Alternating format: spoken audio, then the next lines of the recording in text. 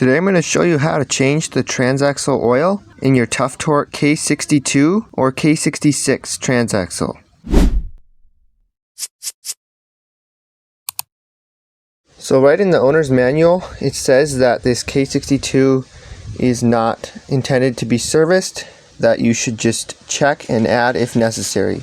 However, if it is being used in high stress applications, it should be changed after the first 50 hours and then 250 hour intervals after that.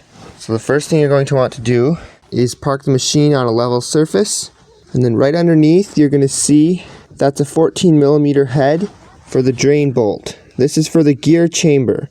You're going to have a gear chamber, then you're also going to have a 14mm bolt over here for the hydrostatic chamber.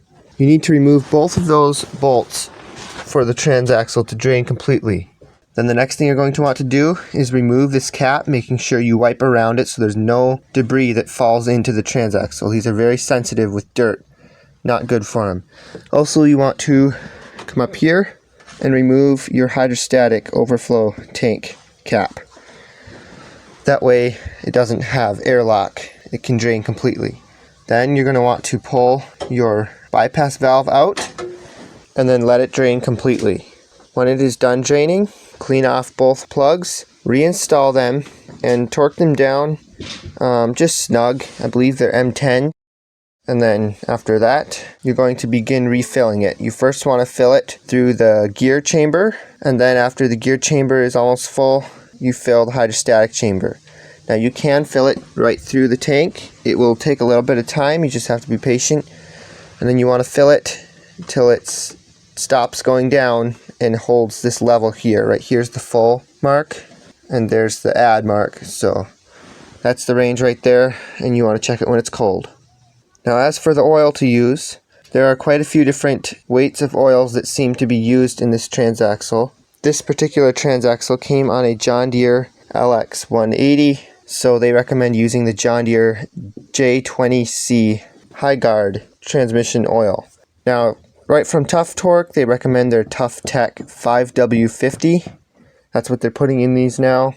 I've also seen people recommending 5W30, so there's quite a bit of variation. Just pick what is available to you. Probably best to go with the Tuff Tech. I heard from Tuff Torq that standard 550 motor oil won't protect the transmission quite as well as the Tuff Tech oil, but I'm sure it will be adequate. So that's what I've seen quite a few people using, and that's what I put in it today. So this is what I used right here, Castrol Edge 5W50 full synthetic. And the capacity is right at about 2.8, 2.9. I got out pretty much 3 quarts. So it took almost all of 3 quarts to refill it up. I did push it back and forth while I was draining it to get all of it out. Then after refilling it, I jacked up the rear end and did the purge procedure, which is where you pull the bypass valve and push the forward and reverse pedals alternately. So first you do it with the bypass valve out, then you push the bypass valve in and do it some more, back and forth till the wheels start moving. When the wheels start moving, then you increase the engine speed because you started at idle. So you increase engine speed more and more until it has full response. Then you can take it off the jack stands and drive it around. And then if you have the K66, it has a charge pump, so it should self-purge. But what I just described is for this one, the K62, which you have to manually purge. One quick note here about the oil level. I heard directly from Tuff Torq that you want to fill the gear chamber to the bottom of the threads.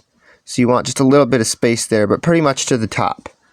So just thought I'd share that about the K62 and K66 oil change. Hopefully somebody found it helpful. Thanks for watching.